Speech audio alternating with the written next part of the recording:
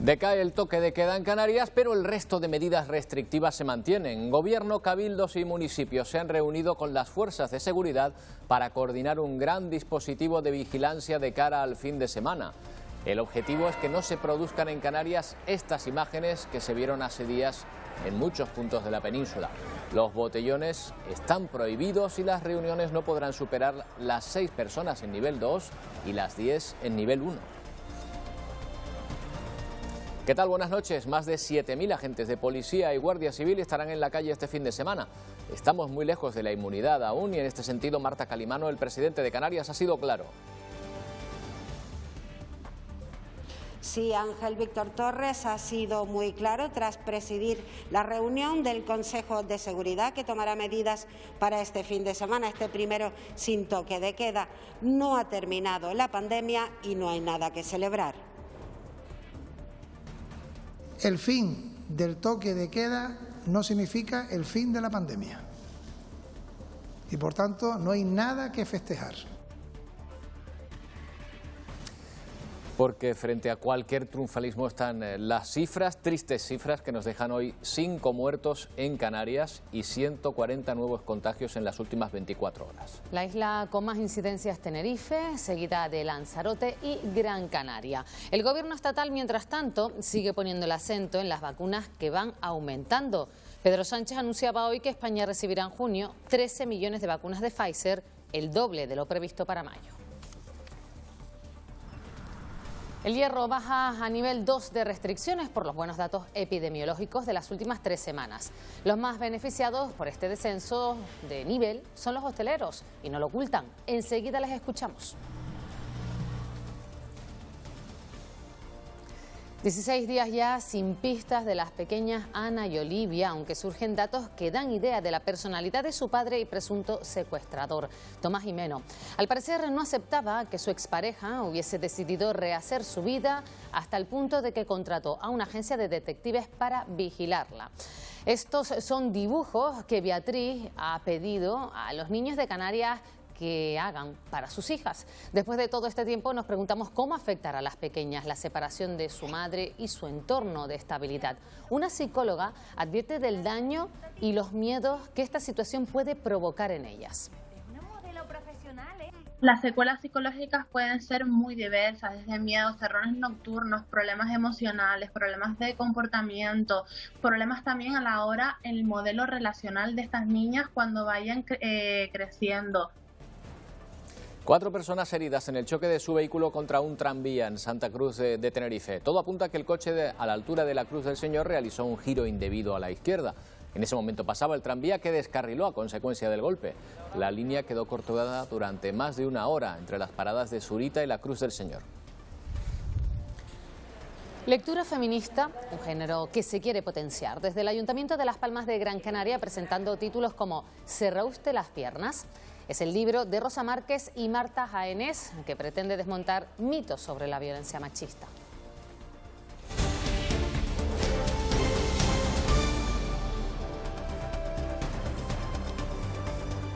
Se trata de no retroceder frente al virus tras el fin del estado de alarma. Canarias no tiene toque de queda, pero los 7.000 agentes que se van a desplegar el fin de semana vigilarán para que se cumpla el resto de restricciones.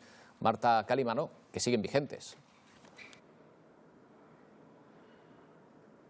Sí, Ángel Víctor Torres ha apelado a la responsabilidad ciudadana en este primer fin de semana sin toque de queda. Y es que aunque los restaurantes y bares puedan cerrar 1 hora más tarde, a las 12 de la noche, seguirán prohibidas las aglomeraciones. No podrán reunirse más de 6 personas en las islas en nivel 2, que son Tenerife, Gran Canaria y Lanzarote. En el resto de islas podrán reunirse hasta 10 personas y para velar por la seguridad habrá un refuerzo de efectivos de seguridad. Habrá concretamente 7.000 agentes entre Policía Canaria, Policía Local, Policía Nacional y Guardia Civil. Enseguida daremos más información sobre este asunto. Mientras tanto, muchos se pueden preguntar si las sanciones impuestas acaban llegando a casa. Es cierto que tardan y que buena parte de ellas aún no se ha notificado, pero la suya podría ser una de las que ya se ha tramitado. Sí, de las 63.000 que se pusieron en Canarias entre marzo y junio de 2020, solo se han podido tramitar la mitad, pero se ha puesto en marcha un plan de refuerzo para tramitar de forma urgente esas propuestas de sanción. De las 63.000 propuestas de sanción interpuestas durante el primer estado de alarma, solo se ha tramitado el 57%. Son unas 36.000 relacionadas con el incumplimiento de las medidas restrictivas, como por ejemplo no llevar la mascarilla. De estas, un 95%, son 24.621, concluyeron en sanción, la mitad por resolución del expediente y la otra mitad por pago anticipado, que suponía un descuento en la cantidad a pagar. Un retraso en los trámites de estos expedientes que se entiende mejor si vemos estas cifras, donde en estos 3 meses de 2020 se duplicaron el número de actas con respecto a 2019. Por ello, el Gobierno ha puesto en marcha un proyecto para agilizar los trámites de los expedientes que quedan pendientes de forma urgente. El Gobierno de Canarias ha presentado el recurso ante el Tribunal Supremo para poder decretar el cierre perimetral de aquellas islas que pasen a nivel 3 y 4. Y ahora, Jonathan Denis, empiezan a correr los plazos para que el Supremo se pronuncie. Sí, una vez que el Gobierno de Canarias ha presentado hoy aquí ese recurso de casación, ahora tanto las partes como la Fiscalía disponen de 3 días para presentar sus alegaciones y a partir de entonces el Supremo se tendrá que pronunciar en un máximo de 5 días. Conoceremos, por tanto, su decisión si permite o no cerrar perimetralmente aquellas islas que pasen a nivel 3 o 4 como máximo a finales de la próxima semana. Y es que este tribunal se plantea incluso habilitar este fin de semana para así poderse pronunciar más rápidamente. El Gobierno de Canarias ha decidido, como decíamos, finalmente no recurrir ese toque de queda, tampoco lo han hecho Navarra y el País Vasco, donde también sus tribunales superiores de justicia lo habían tumbado, así que esta medida únicamente continúa en vigor en Baleares y en Valencia. Canarias es de hecho la primera comunidad autónoma en acudir a este tribunal, aunque Andalucía también ha dicho que lo va a hacer en los próximos días para que se le permita confinar también una zona con una alta incidencia. Veremos qué es lo que decide finalmente el Tribunal Supremo, porque lo que sí han reconocido es que este es un asunto muy complejo y en el que hay disparidad de criterios. Y aunque a nivel estatal la incidencia está disminuyendo poco a poco, en Canarias hay que lamentar solo en 24 horas 5 nuevas muertes por COVID y 140 contagios. El presidente Pedro Sánchez vuelve a insistir en el aumento de la llegada de las vacunas. 13 millones de Pfizer van a llegar durante el mes de junio. Las vacunas contra la COVID-19 empiezan a tener su efecto en la población. A día de hoy los datos son positivos, aunque aún queda mucho por hacer. Según los expertos, la única forma de acabar con la pandemia es conseguir una inmunidad mundial de un 70%. Se ha terminado el estado de alarma, no la pandemia. Entonces, ¿cuándo se va a terminar la pandemia? Con una inmunización muy completa de la gente. En nuestro país se ha reducido en hasta un 90% el fallecimiento semanal desde que empezó la vacunación. Esta semana se ha aprobado el uso de Janssen para personas entre 50 y 59 años. En Canarias, los respectivos centros de salud ya han empezado a citar a este grupo. Por lo tanto, de poder emplear en ellos una vacuna, una sola dosis, nos iba a permitir darle un acelerón muy fuerte a la actividad vacunal en la búsqueda de conseguir ese objetivo. En total, esta semana han llegado a Canarias más de 100.000 vacunas. Y una buena noticia en esta jornada en cuanto a la pandemia la encontramos en El Hierro, que pasa del nivel 2 al 1 por los buenos datos epidemiológicos. Aroa Cano, de las últimas semanas. Sí, en la última actualización de los niveles de alerta, la Consejería de Sanidad ha bajado a El Hierro al nivel 1, ese es el titular, y es que en el resto de islas se mantienen en el nivel en el que estaban Tenerife, Gran Canaria y Lanzarote en el 2 y La Palma, La Gomera y Fuerteventura en el 1. Todas ellas continúan con su tendencia a la baja o a la estabilización, salvo Lanzarote, que ha visto incrementados sus indicadores epidemiológicos asociados a ciertos brotes. En el caso del Hierro únicamente se han registrado 4 nuevos contagios en la última semana, por lo que la incidencia acumulada ha ido disminuyendo. Después de 3 semanas en nivel 2, El Hierro ha conseguido estabilizar sus contagios y se rige nuevamente por las medidas contempladas en el nivel 1. Los más beneficiados, sin duda, el sector de la hostelería. Los chicos vienen aquí a ver los partiditos, vienen a tomarse algo, entonces claro, una horita más nos conlleva que estén un tiempito más aquí y sigan consumiendo. Las jornadas laborales se pueden extender un poquitico más, hay un poquitico más de entrada en lo que es el sector de hostelería, que se ha visto bastante afectado. Las terrazas al 100% de aforo y limitadas las mesas a 10 comensales. En el interior, hasta 6 personas podrán comer juntas. Eran 5 mesas, 6 mesas las que tenía aquí. Ahora mismo solo tenemos 3, 2 de 4 personas y una de 6. Ya volvería otra vez esto a ser una cafetería como era antes, a recibir personas, es decir, bastante. También el aforo en espacios públicos o privados, así como las actividades deportivas, contarán a partir de ahora con un aforo de 10 personas. La pandemia ha traído consigo un incremento de las partidas europeas destinadas a la recuperación social y económica. Hablamos de más de 12.430 millones para el conjunto de España, de los que Canarias se beneficiará de 230 millones. Sobre esto ha hablado el viceconsejero de Presidencia, Antonio Olivera. La pandemia ha retrasado el desarrollo de esta estrategia, que tenía que haber concluido a finales del año pasado. Ahora la intención es tenerla lista antes de que acabe el primer semestre del presente año. Proyectos que sentarán las bases del futuro empleo en Canarias.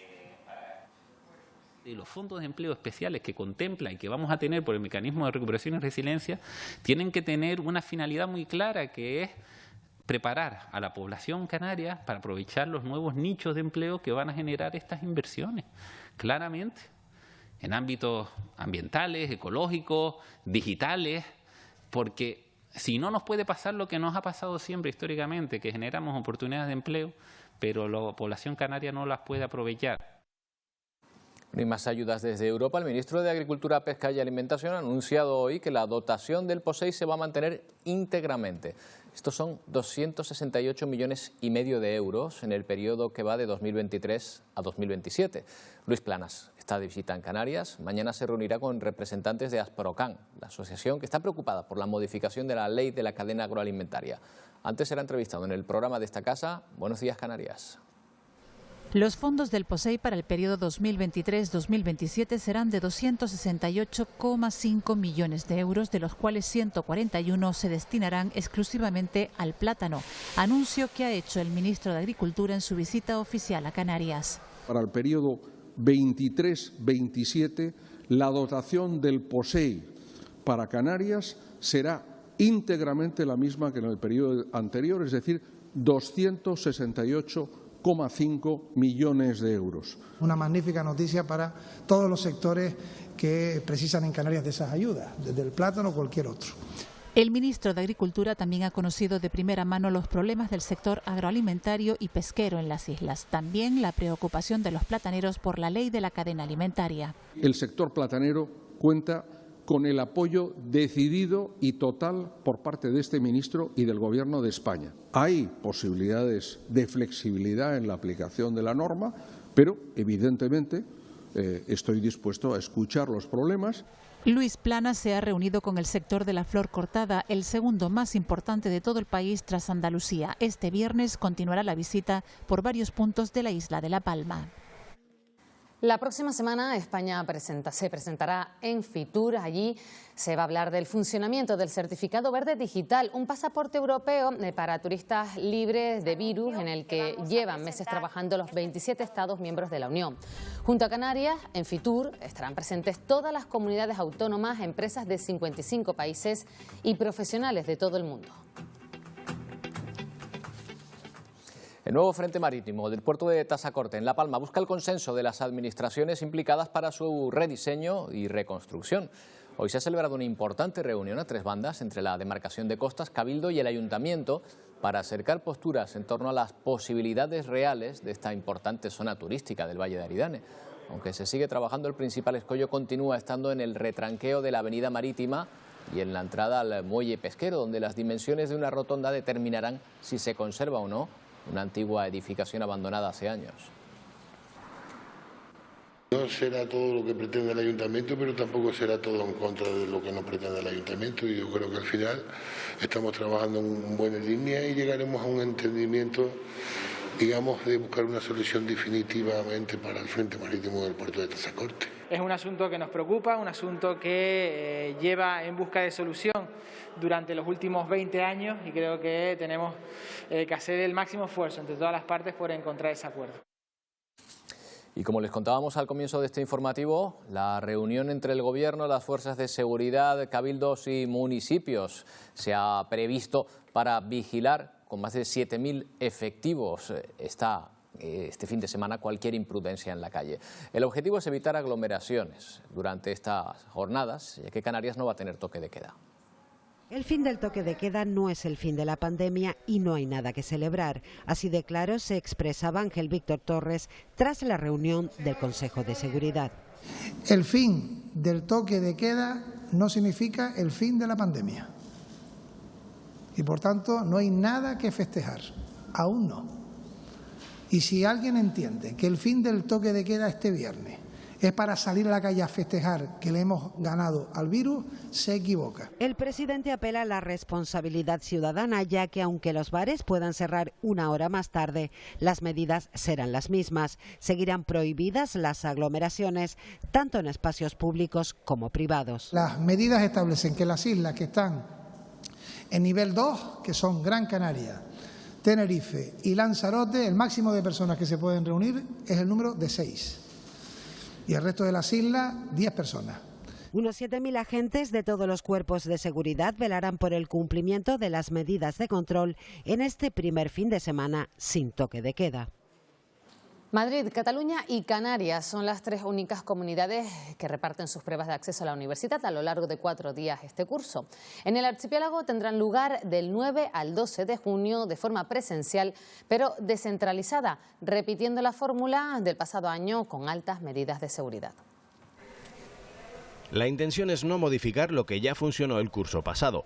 Presencialidad para realizar la prueba, pero con las medidas que garanticen la seguridad sanitaria. Las entradas y salidas que sean correctas, en espacios que no haya coincidencia con otro alumnado, distancias de 1,5 metros, que es la que está establecida, el lavado de manos, que van a tener geles para mantenerlo, la mascarilla que tienen que llevar.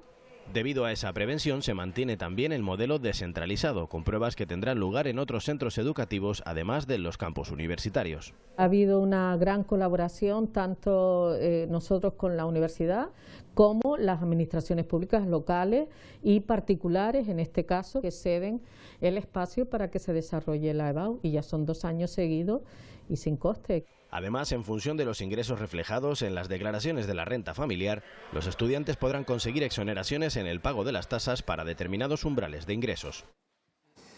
Han pasado casi 13 años desde el accidente del vuelo JK 5022 de Spanair, en el que murieron 154 personas con destino a Gran Canaria. El Congreso de los Diputados ha aprobado hoy el dictamen de la comisión que investigaba lo sucedido. Ha sido, sin embargo, Jonathan Denis, sin unanimidad entre los grupos.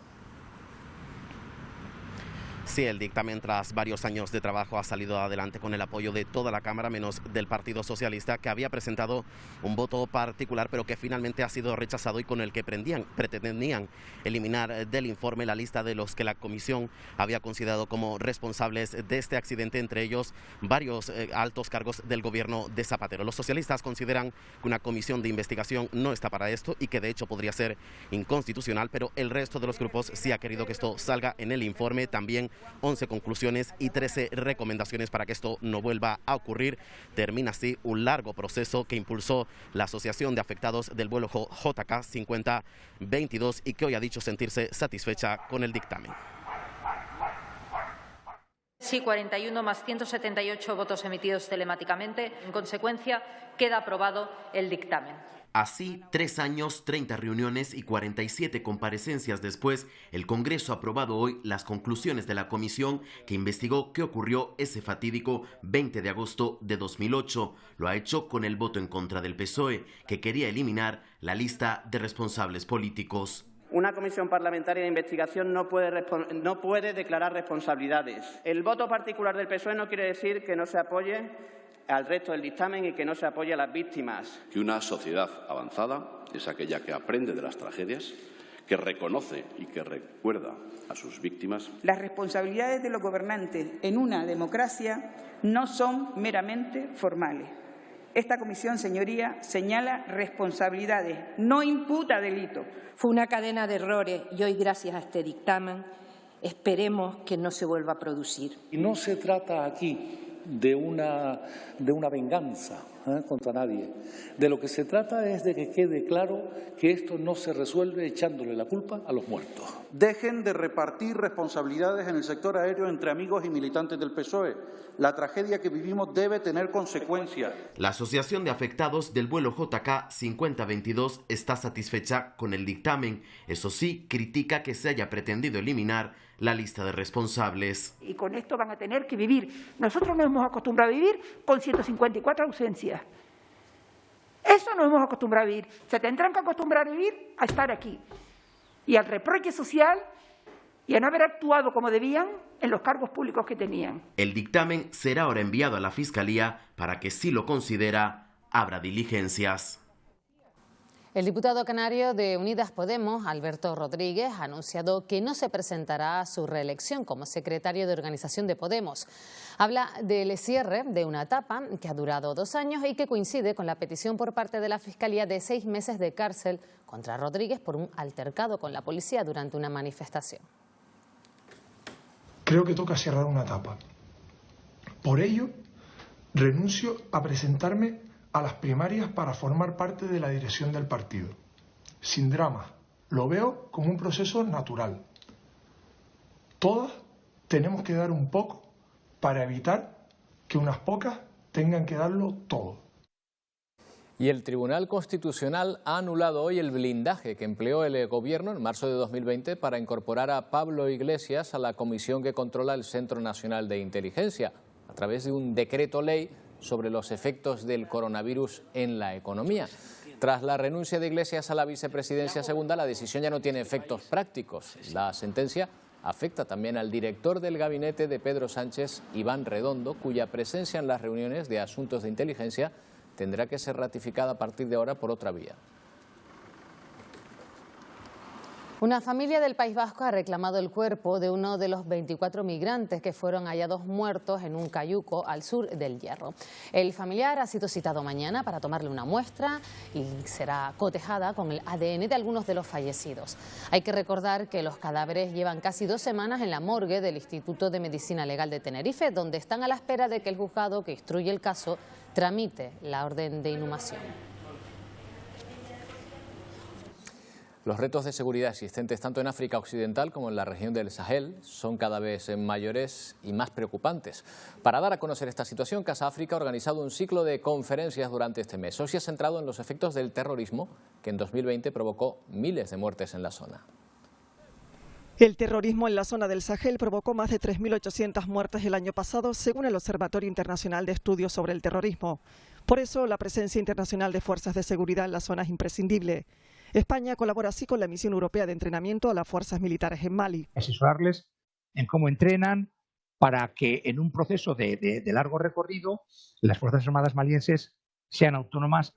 La misión en Mali está compuesta por unos 1.000 militares, más de la mitad son españoles. Según los expertos, la seguridad en la región es trascendental para nuestro país. Entre Mauritania, Argelia, Marruecos, es decir, una zona limítrofe al sur, allá en el Mediterráneo con nuestro país, por lo cual cualquier cosa que ocurra ahí es de extrema importancia para los intereses estratégicos nacionales.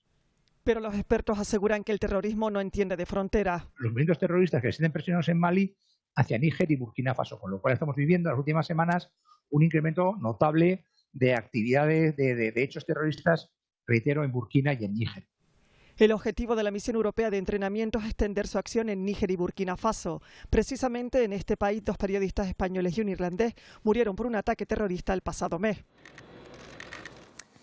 Seguimos en el exterior porque el conflicto se recrudece entre israelíes y palestinos. En las últimas horas, el ejército hebreo ha movido tropas en la frontera con Gaza y no descarta una intervención terrestre. Casi un centenar de personas han muerto entre los 2 territorios desde el lunes. Noche de bombardeos en Gaza. En Tel Aviv, las sirenas anuncian la caída de misiles lanzados desde la franja. Es la mayor escalada de violencia desde la guerra de 2014, que acabó con más de 2.200 palestinos muertos y 73 israelíes. Voces internacionales como Malala han pedido el fin de la violencia. Estados Unidos confía en que se rebaje la tensión en las próximas horas. Aquí en Canarias, mensaje conciliador del director musical israelí Daniel Oren. Que siamo uno ammazzando l'altro. Que nos estemos matando los unos a los otros me hace llorar. No puedo ni comer. La única solución es la paz y de inmediato. Soluzione veramente la pace e la pace subito. Nos preocupa todo, nos preocupa la situación en Palestina y que esta situación siga y continúe sin que nadie y que el mundo mire para otro lado. Es la comunidad palestina en Canarias que ha convocado una concentración solidaria para el próximo sábado en la Plaza de la Feria de la capital Gran Canaria. En Estados Unidos, el ciberataque contra uno de los oleoductos más importantes del país ha provocado problemas en el suministro de gasolina. El presidente Biden ha asegurado que trabaja para evitar que se dispare el precio del combustible. Sofía Pisani.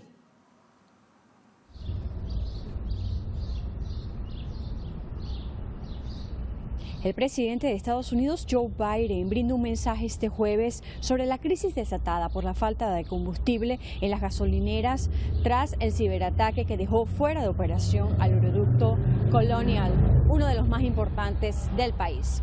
El ciberataque de la semana pasada en contra de un importante ducto de gasolina ha creado nuevos riesgos políticos y económicos para el gobierno del presidente Biden, que se ve obligado a trabajar para evitar que se dispare el precio del combustible. Las autoridades delinearon el miércoles sus planes para atender los problemas de transportación y la presión en los precios después de que hackers que buscaban cobrar un rescate cerraron la semana pasada la red de Colonial Pipeline. Según un comunicado emitido por la compañía, Colonial Pipeline anunció el miércoles que a eso de las 5 de la tarde, hora del este, se dio comienzo al reinicio de sus operaciones tras haber sufrido un ciberataque. Desde Washington, Sofía Pisani, de La Voz de América, para Televisión Canaria. Y las cifras de muertes son cada vez más preocupantes. Si cabe en la India, donde el oxígeno se ha convertido en el producto más buscado. ONGs como la Fundación Vicente Ferrer han iniciado una campaña para conseguir generadores de oxígeno. Ya tienen uno, pero necesitan muchos más. Los hospitales están colapsados, no hay oxígeno, el oxígeno lo suministran, ¿no?, empresas externas, ¿no? Entonces muchas veces no llegan. Es el reclamo para uno de los países más poblados del mundo. Superaron la primera ola, pero esta segunda del COVID arrasa en India con más de 4.000 muertes al día. Aunque ya han conseguido un generador para crear oxígeno, no es suficiente. El tema de la distancia social en un país como la India, 1.300 millones de habitantes, una densidad de población altísima, la distancia es muy difícil de mantener, ¿no? Y no existe tampoco cultura de mantener esa distancia. El tema de la higiene, luego también cuando empezaron ya con el tema de las vacunaciones, pues ha habido mucho miedo ahí a vacunarse, porque también nosotros desde Europa nos hemos encargado de enviar noticias de que los efectos secundarios de las vacunas. Y es que el virus se resiste en una sociedad con unas costumbres muy arraigadas y donde solo el 30% de los hospitales son públicos. Y entonces se prevé que la emergencia se mantiene, desgraciadamente se va a mantener en el tiempo, no sabemos cuándo, supongo que a medida que vaya avanzando el proceso de vacunación, que aunque parece que van rápido también, pero bueno, tampoco hay vacunas para todo el mundo. La Fundación Vicente Ferrer ha iniciado una campaña para comprar oxígeno, una labor solidaria a la que se han unido otras ONGs con las que han conseguido ya enviar un avión con material médico. Ayuda a la que se puede sumar todo el que lo desee a través de la web de la Fundación Vicente Ferrer, fundacionvicenteferrer.org, o llamando al 900 11 300, 111 300.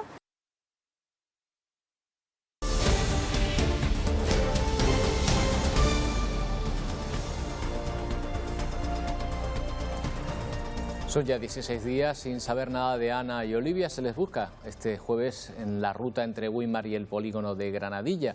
Además, hemos confirmado que su padre, Tomás Jimeno, contrató una agencia de detectives en 2020 para vigilar a su expareja, la madre de las niñas. Carolina Rodríguez. Según hemos podido confirmar, Tomás Jimeno habría contratado los servicios de una agencia de detectives en julio del año pasado. No nos detallan las características del servicio contratado, pero sí que se trató de un servicio personal legítimo. Nuevos detalles que se incorporan a una investigación que, recordemos, se encuentra bajo secreto de sumario. Lo que no ha parado es el dispositivo de búsqueda que este jueves se ha centrado en la ruta entre Güímar y el polígono de Granadilla de Abona. Con todas las hipótesis abiertas, la que ha vuelto a hablar hoy es la madre de las pequeñas Ana y Olivia. Lo ha hecho a través de sus redes sociales y para agradecer las muestras de apoyo que está recibiendo y en especial los dibujos que decenas de niñas y niños le están enviando, y todo cuando se cumplen 16 días desde que su expareja presuntamente secuestrara a las menores, una situación que podría acarrearles importantes secuelas psicológicas.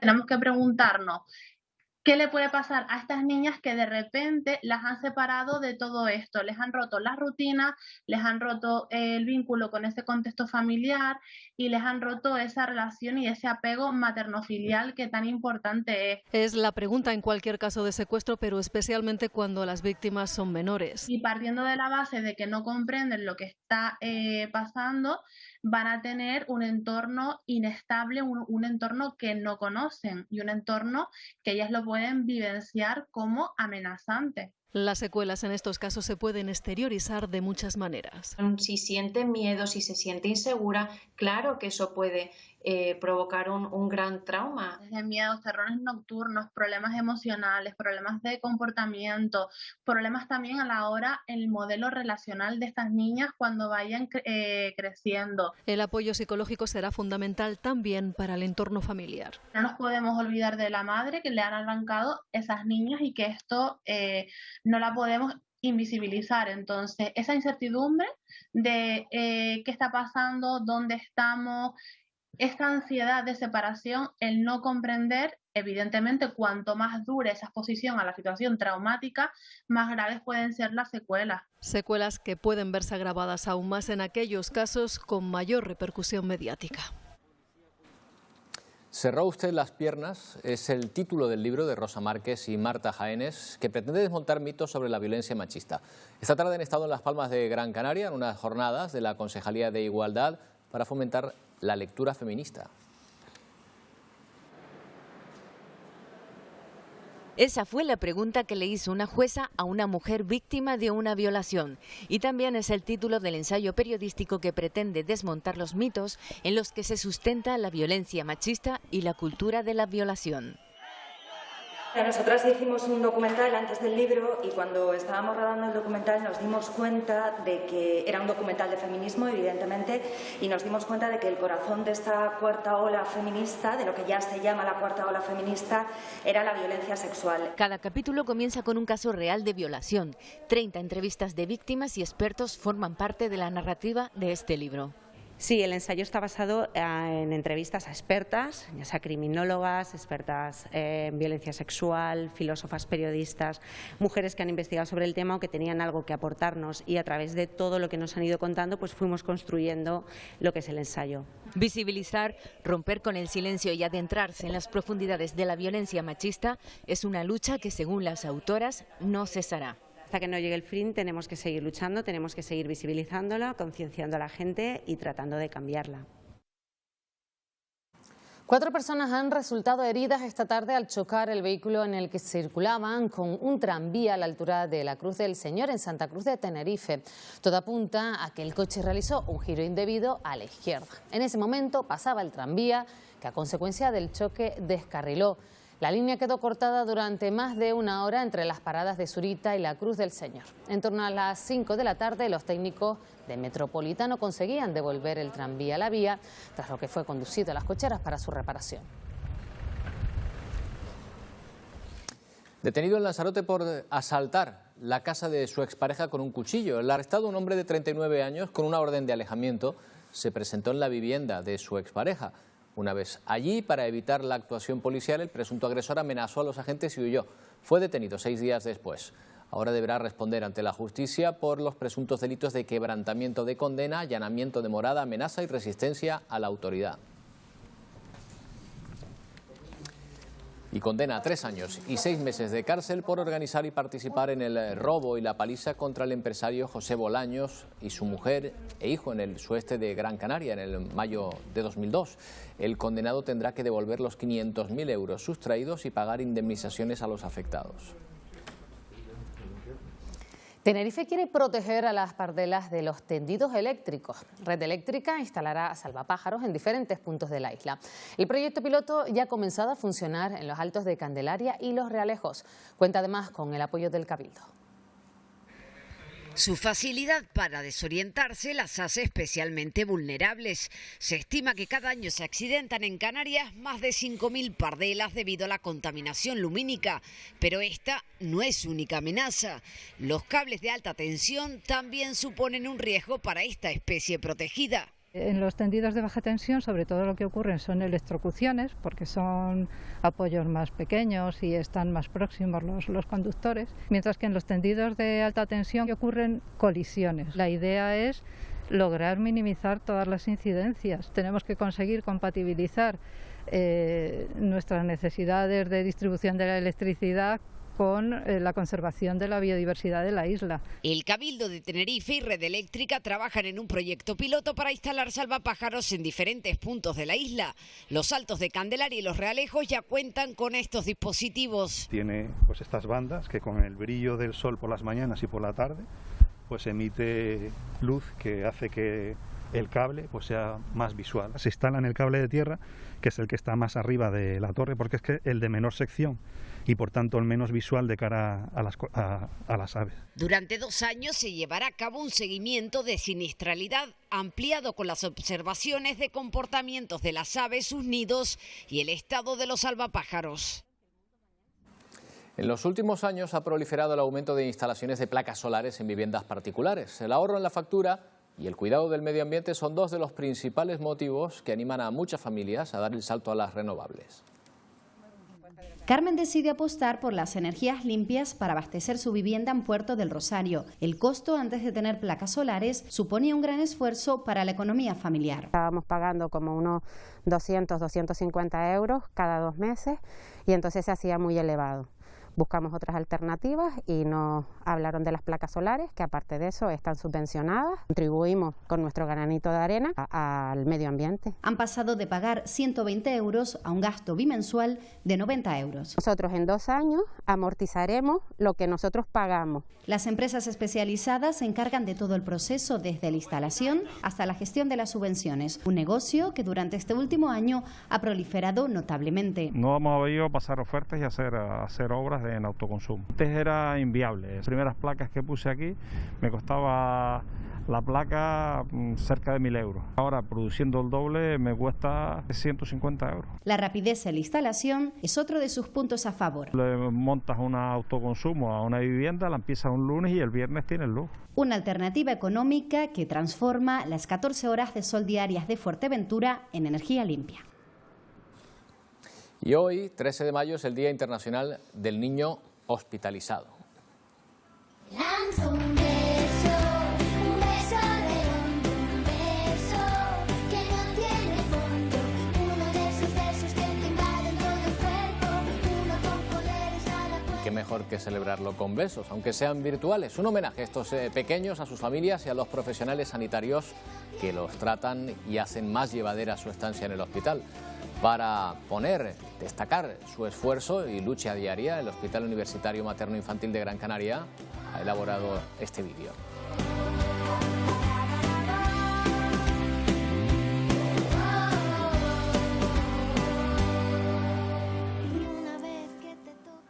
Hoy es jueves y tenemos una cita con Fuera de Plano. En el programa van a profundizar en cómo se está preparando este archipiélago para afrontar su primer fin de semana sin toque de queda.